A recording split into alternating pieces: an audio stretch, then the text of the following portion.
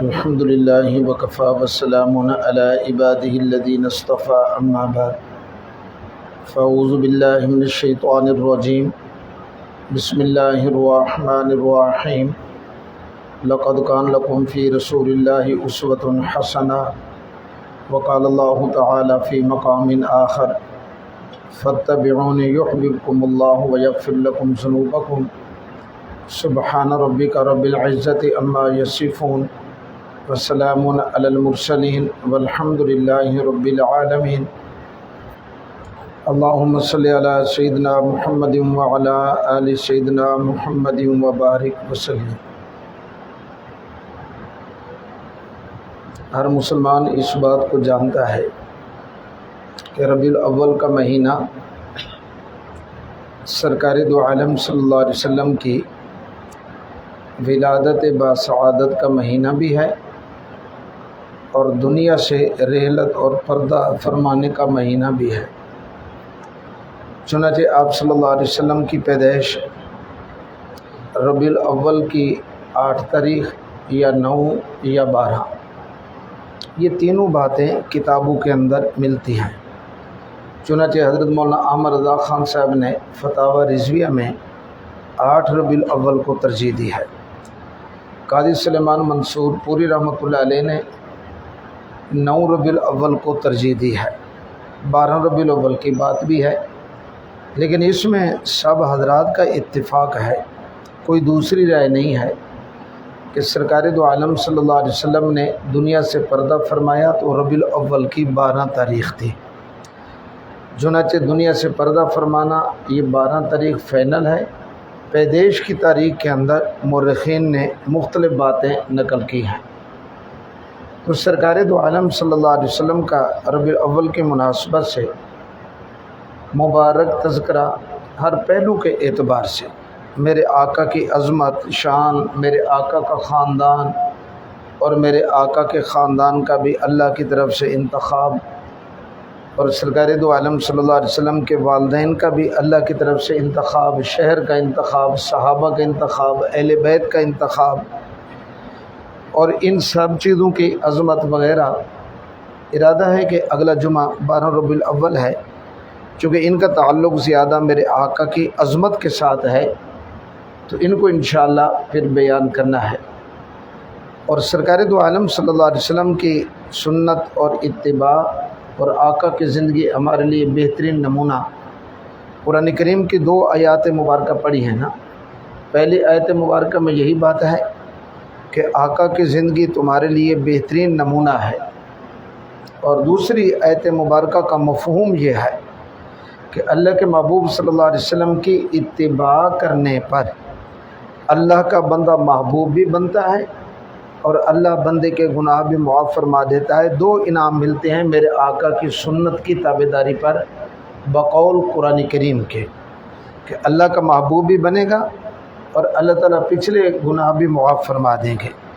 سرکار دو عالم صلی اللہ علیہ وسلم کی ولادت باسعادت اور میرے آقا کی حیات طیبہ بقول حکیم الاسلام حضرت مولانا قاری محمد طیب صاحب رحمۃ اللہ علیہ کے فرماتے ہیں کہ میرے آقا کے حیات کے 2 حصے بنا لیں، بلکہ وہ یوں فرماتے ہیں کہ میرے آقا کی 2 پیدائشیں ہوئی ہیں، یعنی 2 پیدائشوں سے مراد کیا ہے وہ میں چل کر بھی وضاحت عرض کرتا ہوں۔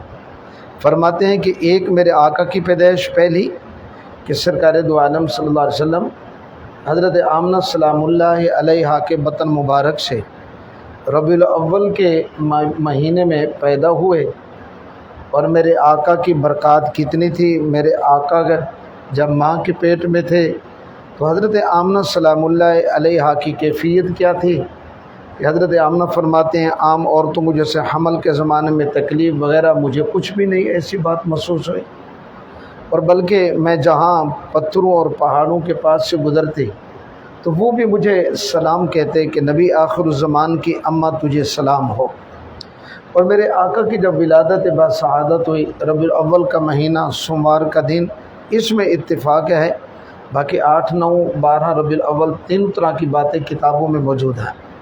تو صبح کا وقت تھا، اس میں کوئی شب والی بات نہیں ہے، اور صبح تہجد کا وقت تقریباً تھا، تو سرکار دو عالم صلی اللہ علیہ وسلم کی ولادت باسعادت اور میرے آقا کے ولادت کے وقت گھر میں چراغ میں تیل نہیں تھا، اور آقا کی ولادت سے کمرے کا روشن اور منور ہو جانا، اور سرکار دو عالم صلی اللہ علیہ وسلم کا اسم مبارک حضرت آمنہ خواجہ عبد المطلب کی طرف سے یہ انتخاب وغیرہ، یہ ساری عزمتیں، حضرت حلیمہ سعدیہ رضی اللہ تعالی عنہا کے پاس جانا طائف کی طرف بنو سعد قبیلے میں، چنانچہ وہاں سرکار دو عالم صلی اللہ علیہ وسلم کی برکات ان لوگوں نے اپنی آنکھوں سے دیکھی۔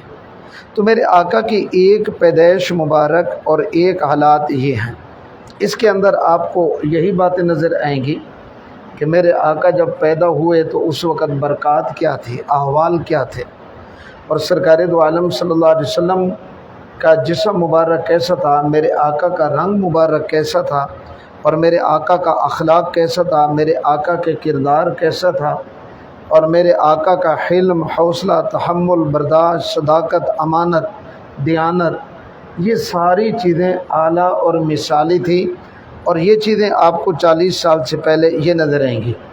اس میں کوئی احکامات نہیں ہیں، چونکہ نبوت ملی ہے سرکار دو عالم صلی اللہ علیہ وسلم کو 40 سال عمر جب میرے آقا کی پوری ہو رہی ہے، گویا کہ بقول قاری طیب صاحب رحمۃ اللہ علیہ کے کہ پہلی میرے آقا کی پیدائش ہے کہ ربیع الاول کا مہینہ حضرت آمنہ کے بطن مبارک سے پیدا ہوئے، تو میرے آقا کی اس وقت وہ جو ولادت ہے محمد بن عبداللہ صلی اللہ علیہ وسلم کی حیثیت سے ہے، اور 40 سال کے بعد میرے آقا کو اللہ پروردگار نے نبوت کا اور رسالت کا اور ختم نبوت کا اللہ نے مقام اور تاج عطا فرمایا۔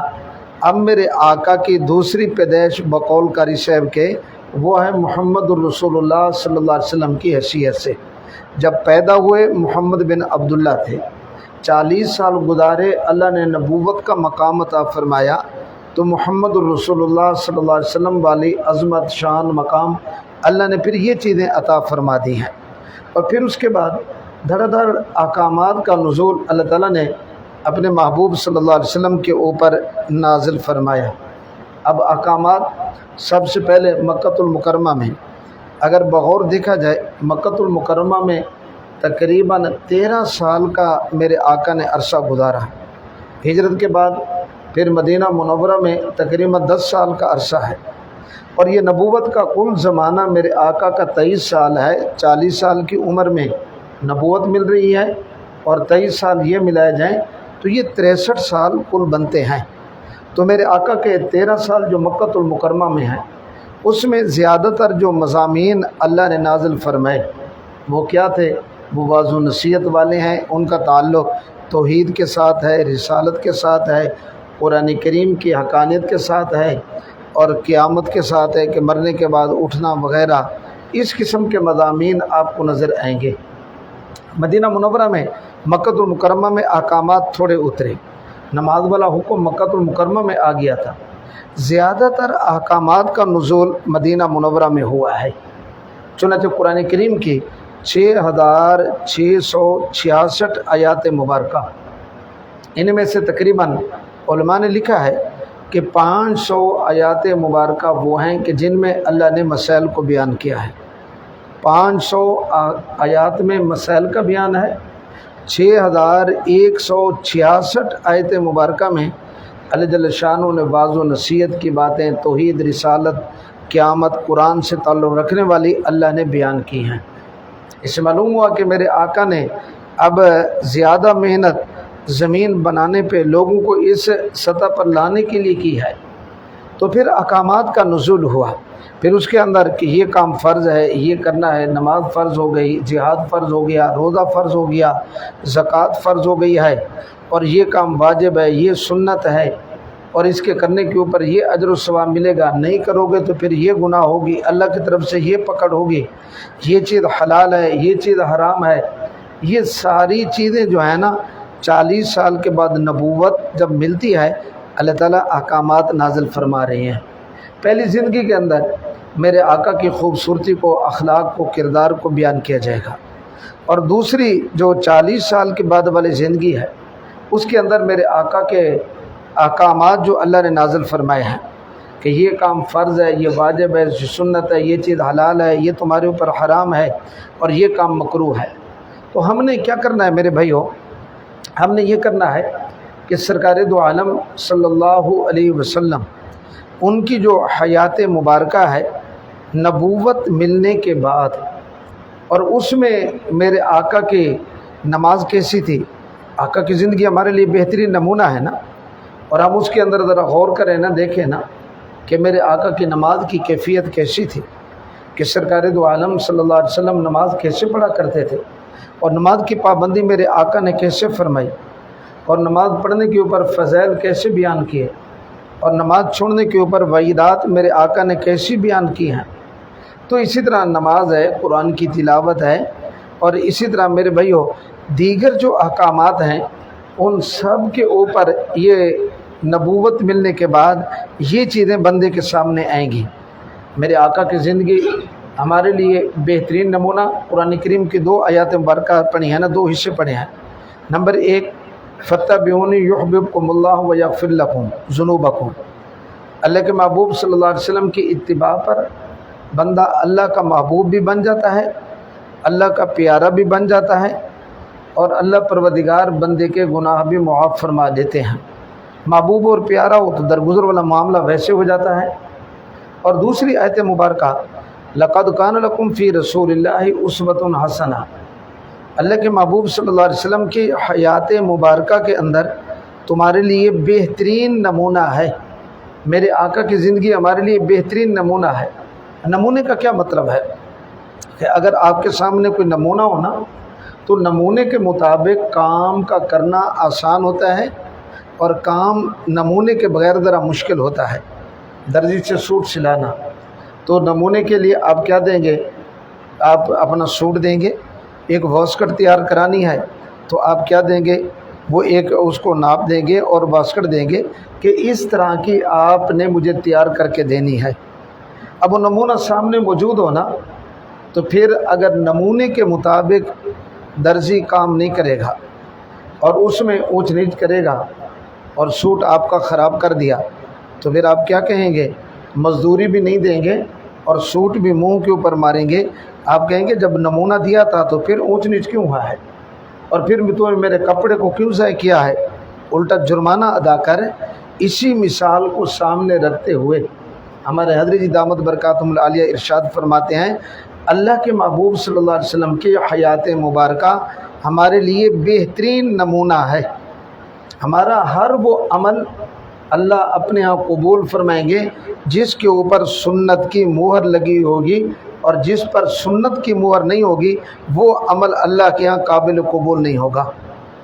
نمونہ جب اللہ نے دے دیا ہے، میرے آقا دو جہاں صلی اللہ علیہ وسلم کی زندگی اتنی بہترین نمونہ ہے، بقول حضرت مجدد الافسانی رحمۃ اللہ علیہ کے فرماتے ہیں کہ ایک بندہ اپنی مرضی اور اپنی ترتیب کے مطابق ہزارہا راتیں شب بیداری کرتا ہے، جاگتا ہے، عبادتیں کرتا ہے، ریاضتیں کرتا ہے، اور دوسرا بندہ وہ ہے کہ جو دوپہر کے وقت قیلولہ سنت کی نیت سے اور سنت طریقے پر سوتا ہے۔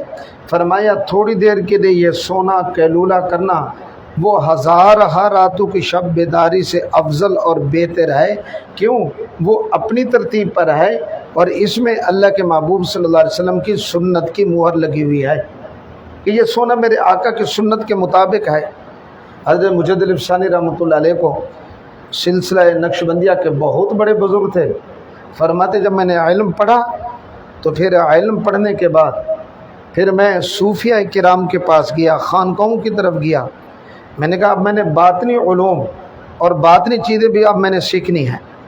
چنانچہ باطنی چیزیں سیکھنے کے بعد فرمایا کرتے تھے کہ اللہ پروردگار نے میرے لیے وہ مقامات کھولے، علم پڑھنے کے اوپر وہ راستے میرے اوپر نہیں کھلے تھے جو باطنی راستہ طے کرنے کے بعد اللہ نے حقائق میرے اوپر کھولے۔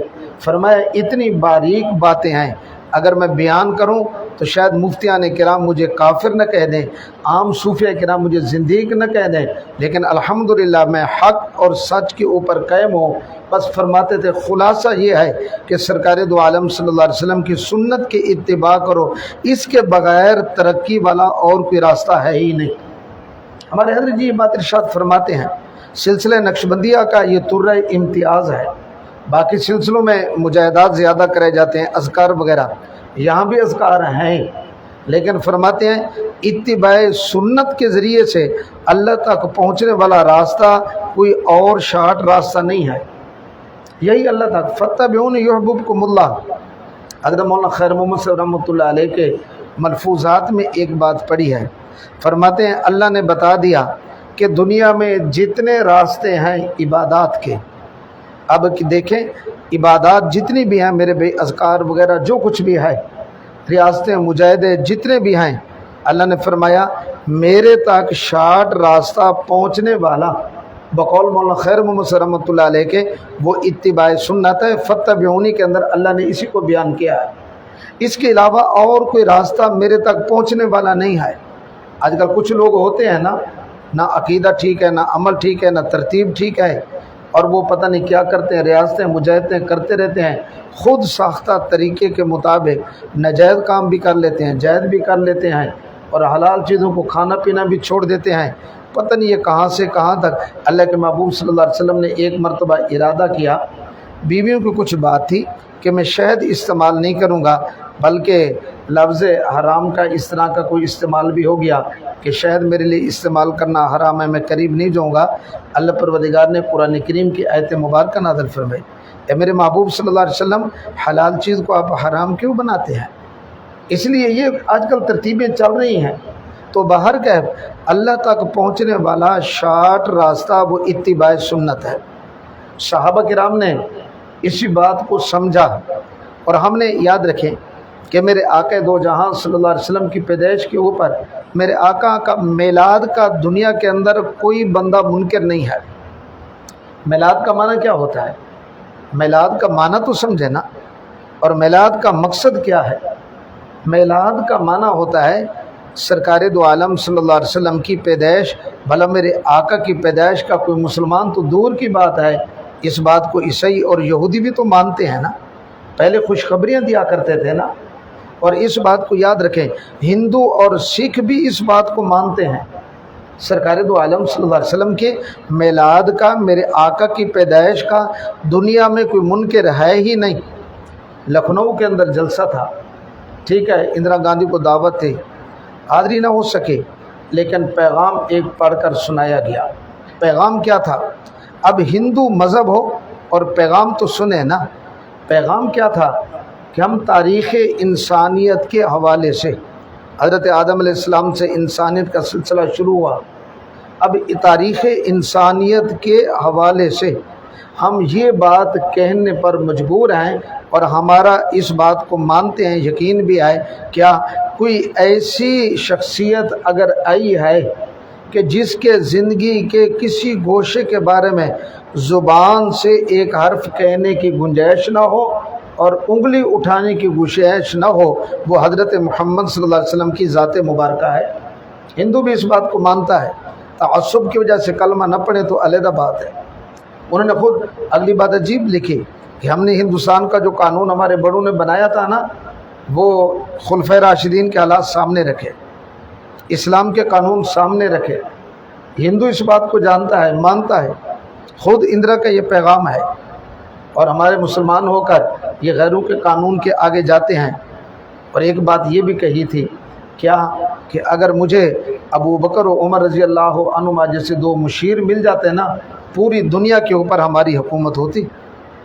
اس بات کو ہندو بھی، تو میرے آقا کی مرضی کر رہا تھا کہ میلاد کا، پیدائش کا دنیا میں کوئی منکر ہے ہی نہیں۔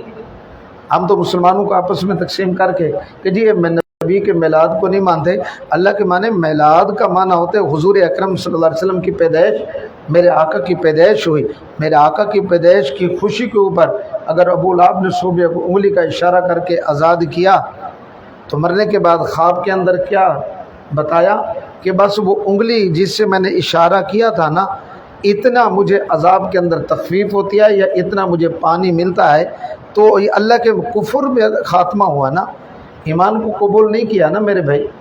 تو میرے آقا کی پیدائش پر خوشی اور میرے آقا کی عظمت اور سیرت کو بیان کرنا یہ ہمارے ایمان کا حصہ ہے۔ لیکن یاد رکھو کہ سرکار دو عالم صلی اللہ علیہ وسلم کی تشریف آوری کا مقصد کیا تھا، میرے آقا نے پیغام کیا رکھا ہے، امت کے سامنے کس چیز کو کھول کر بیان کیا ہے۔ میرے آقا کی ہم نے صرف میرے آقا کی پیدائش کی خوشی پر ہم نے صرف 2-4 کام کر لینے اپنی ترتیب کے مطابق، اور پھر زندگی کے اندر نہ کوئی نماز ہے، نہ قرآن کی تلاوت ہے، نہ سنت کی کوئی اتباع نظر آتی ہے، بس ہم کہتے ہیں ہم نے حق ادا کر دیا۔ نہ میرے بھائی، سرکار دو عالم صلی اللہ علیہ وسلم کی حیات مبارکہ کا مطالعہ تو کریں۔ میرے آقا نے صحابہ کرام رضوان اللہ علیہم اجمعین کو کیسا سبق پڑھایا، چھوٹی چھوٹی باتیں۔ میرے آقا کی داڑھی مبارک کے اندر سفید بال کتنے تھے، صحابہ نے وہ بھی شمار کر لیے، 18 تھے، 16 تھے، 13 تھے، مختلف قسم کی باتیں کتابوں میں آتی ہیں۔ بھلا ہمارا قریبی بھی ہو، ہم تو سفید بال تھوڑے ہوں کبھی نہیں گنتے۔ میرے آقا کی ساری زندگی کتابوں کے اندر محفوظ ہے، لیکن صحابہ کرام نے کب محفوظ کی؟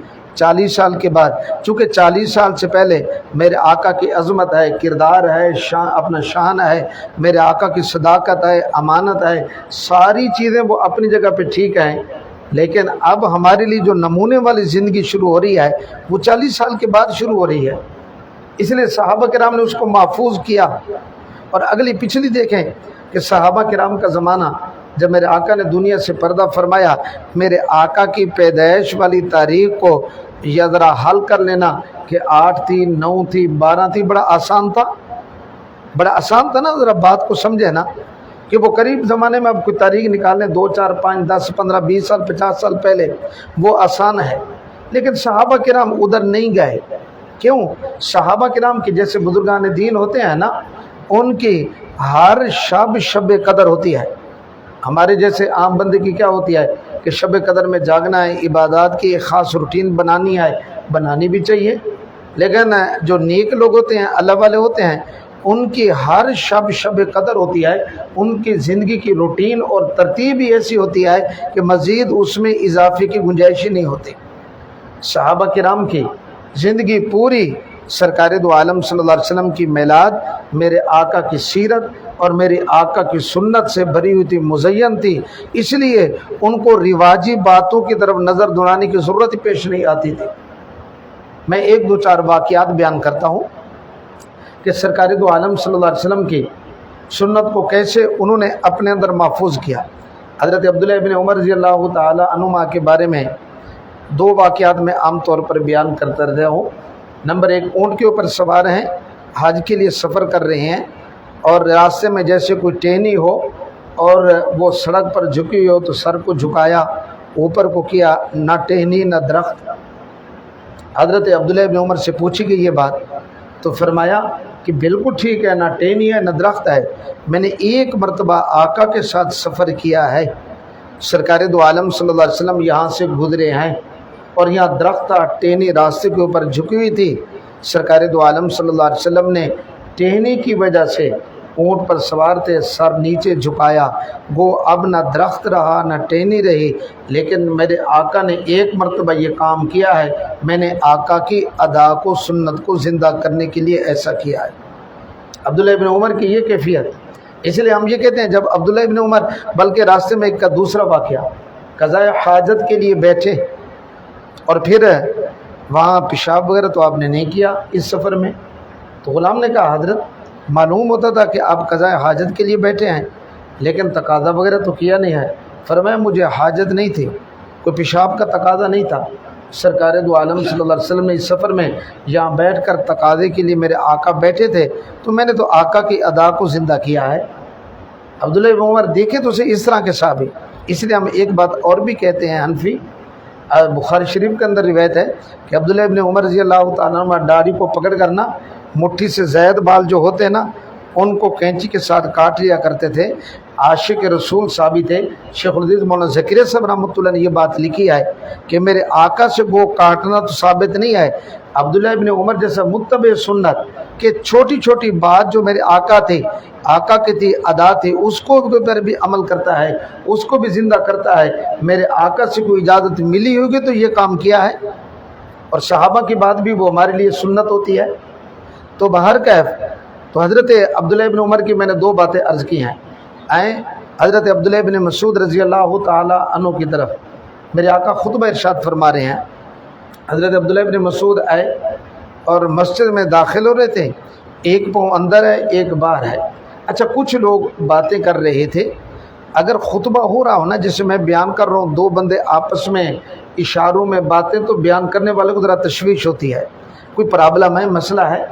اچھا اب میرے آقا خطبہ دے رہے ہیں تو کچھ لوگ باتیں کر رہے تھے باہر کھڑے ہوئے کناروں پہ، تو میرے آقا نے فرمایا اجلسو، بیٹھ جاؤ۔ عبداللہ ابن مسعود حالانکہ ان لوگوں میں کھڑے نہیں تھے، آ رہے تھے، ایک پاؤں اندر ہے ایک باہر ہے۔ آقا نے فرمایا اجلسو، عبداللہ ابن مسعود فوری طور پر بیٹھ گئے اور ایک قدم آگے نہیں اٹھایا۔ اور جب میرے آقا خطبے سے فارغ ہوئے، فرمایا عبداللہ ابن مسعود کو کہ آپ اندر تشریف لے آتے نا، تو میرا تو مقصد ان لوگوں کو بٹھانا تھا جو باتیں کر رہے تھے۔ عبداللہ ابن مسعود نے کیا کہا، اے اللہ کے محبوب صلی اللہ علیہ وسلم، جب آپ کی آواز میرے کانوں میں پڑ گئی اجلسو، بیٹھ جاؤ، آپ کا حکم ہو بیٹھ جانے کا، کیا مجال ہے عبداللہ ابن مسعود کی کہ ایک قدم اس سے آگے اٹھے؟ بھلا یہ ہو سکتا ہے؟ اب دیکھیں نا کتنی اتباع کہ انہوں نے سرکار دو عالم صلی اللہ علیہ وسلم کے، یہ ربیع الاول کا پیغام ہے میرے بھائیو۔ ایسے موقع پر آپ پوچھتے ہیں نا کہ ربیع الاول کا پیغام کیا ہے، اعمال کے ہمیں کیا کرنا چاہیے؟ آئیں میرے آقا کی صحابہ کی طرح ہر سنت کو اپنانے کی کوشش کریں۔ عبداللہ ابن مسعود، میرے آقا کی سنت آ گئی ہے، حکم آ گیا اجلسو، عبداللہ ابن مسعود نے ایک قدم آگے نہیں اٹھایا۔ اور بیسوں اس طرح کی واقعات ملتے ہیں۔ حضرت ربیع بن عامر، حضرت حذیفہ بن یمان رضی اللہ تعالی عنہما جب کسریٰ کے دربار میں ایران کے بادشاہ کے پاس جاتے ہیں نا، کسریٰ ایران کے بادشاہ کو کہا جاتا تھا، یہ لوگ آگ پرست تھے، ملک فارس ان کا تھا۔ چنانچہ جب یہ گئے اور وہاں جا کر آگے وہ دربان تھا اور اس نے کہا ان کے کپڑے وغیرہ دیکھے اور کپڑے ان کے پھٹے پرانے، اور اس نے کہا کہ ہمارے بادشاہ کے پاس جانا ہے تو کپڑا یہ جبہ دیا یہ پہن کر جانا ہوگا۔ اب اتنا لمبا سفر کر کے گئے ہیں، سادگی ویسے تھی اور وہ کچھ کپڑے کیا تھے، میلے کچیلے بھی تھے۔ اب چنانچہ یہ حضرات کہنے لگے کہ اگر بادشاہ نے، کسریٰ نے ہمارے ساتھ مذاکرات کرنی ہے تو ہم اسی لباس کے اندر جائیں گے، ہم لباس نہیں تبدیل کریں گے۔ اچھا اندر پیغام تو بھیج دیا وہ دربان نے کہ وہ آپ کا لباس قبول کرنے کے لیے تیار نہیں ہے۔ چنانچہ پھر اس کے بعد تلوار دیکھی حضرت ربیع بن عامر کے ہاتھ میں، تلوار کے منہ میں دندانے پڑے ہوئے ہیں اور وہ پوری طرح کام کرنے والے نظر نہیں آتے۔ دربان نے مزاحن کہا کہ اسی تلوار سے تم لوگ کسریٰ کو فتح کرو گے، ایران کو فتح کرو گے؟ ربیع بن عامر نے کہا کہ تو نے تلوار دیکھی ہے اور تلوار چلانے والا ہاتھ نہیں دیکھا۔ ہاتھ کے اندر تو ایمانی طاقت تھی نا، فتح ایمانی طاقت پہ اللہ عطا فرماتے ہیں نا۔ چنانچہ آپ ڈھال لے کر آئیں، چنانچہ وہ اپنا ڈھال لے کر آیا، مضبوط سے مضبوط ڈھال پکڑی۔ ربیع بن عامر نے اپنی وہ ٹوٹی ہوئی تلوار کے ساتھ وار کیا، تلوار کے اپنا ڈھال کے دو ٹکڑے ہو گئے۔ بادشاہ کی طرف پیغام بھیجا، تلواریں تو ٹوٹی ہوئی ہیں پر وہ اعلیٰ تلواروں سے بھی زیادہ کام کرنے والی ہیں، یہ لوگ بڑے عجیب ہیں۔ اندر گئے مذاکرات کے لیے۔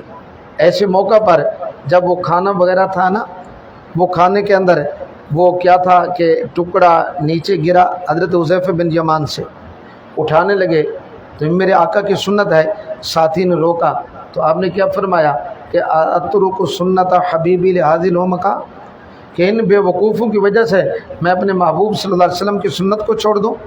اور جب آگے بادشاہ سے کسریٰ سے ملاقات کی، وہ کرسی پہ بیٹھا ہوا تھا، اب یہ باقی سارے کھڑے ہیں۔